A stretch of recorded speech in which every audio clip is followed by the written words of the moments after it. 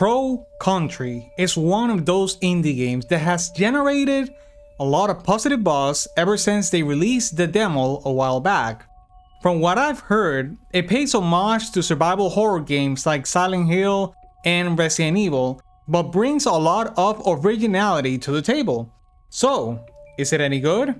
Hi everyone, my name is Jeremy and this is my non-spoiler review for Crow Country for the PS5. The game was developed by SFB Games and published by SFB Games Limited. So what's the story of this game? Crow Country follows the story of Mara Forrest, a young girl who goes to the theme park known as Crow Country in order to find out the truth behind the mystery of the disappearance of Edward Crow, founder of the theme park, who disappeared 2 years ago. The game's story is told through cutscenes, dialogue, and documents that you find throughout the game.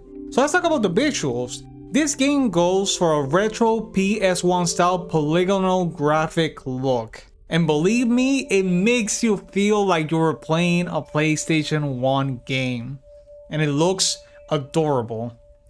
The theme park setting works excellently, presenting the player with a creepy and eerie environment that is equally relatable and visually interesting to explore.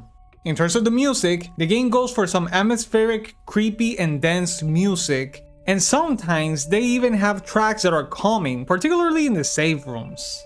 So let's talk about the gameplay. Crow Country is a third-person survival horror game focused on fighting, puzzle solving, and exploration. This game has no inventory management. The objective of the game is to solve the mystery of what happened to Crow Country theme park and find its owner. As you explore the theme park, you will have to search vending machines, trash cans, and pay attention very closely to the floor in order to find items to survive. These items are, for example, healing items, antidotes, ammo, and grenades. You will also find a variety of weapons such as handguns, shotguns, among many others. As you explore, you will also find documents with key information regarding to the story and clues to solving puzzles. Finally, you will find key items that you have to use to open new paths to progress the story forward. Along the way, you will find many puzzles that are for the most part simple to solve. You will also find enemies, which come in all shapes and sizes: small, medium, big, humanoid, and not humanoid at all. Enemy design is very reminiscent of Silent Hill, and they look creepy and most of them look fleshy. In regards to the fighting, when you aim, you won't be able to move, but when you aim, you have control of where you choose to aim. It's not automatic. And this is important because depending if you are near or far or where you hit the enemy is how much damage you will deal to them. You can also move the camera around so you can look at the environment from all perspectives. There are also hazards that you can use in your favor, like gas barrels and electrical panels in the walls to deal more damage.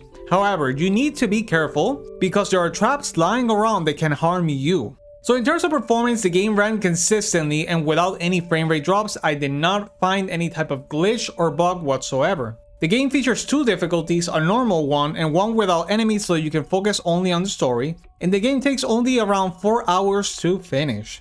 So let's talk about the pros and the cons of this game, and I'm gonna start off with the pros. I have two things to point out. First of all, the visuals. That retro PS1 polygonal visual style looks extremely charming and gives the game a unique identity.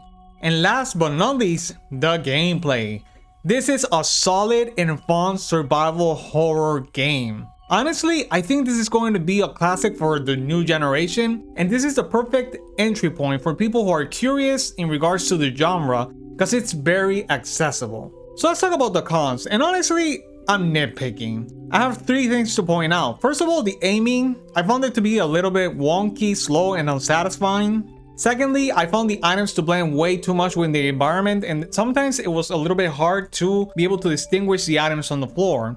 And third but not least, there are some insta-death traps in the game, and I feel like the game would have been better off without them. But in general, these are nitpicks.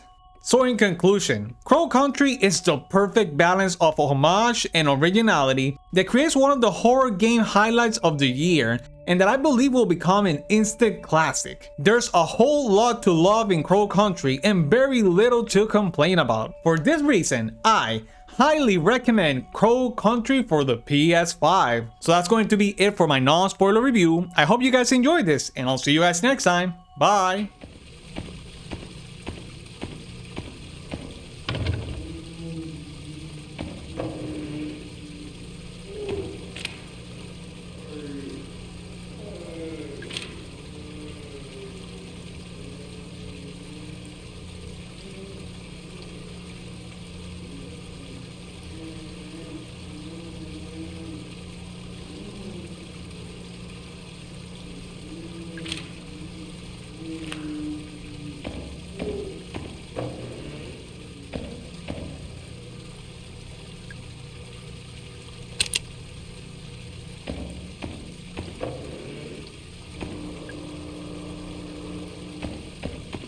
Hi everyone, if you enjoyed this video, please hit the like button and subscribe to our channel to keep up to date with our content.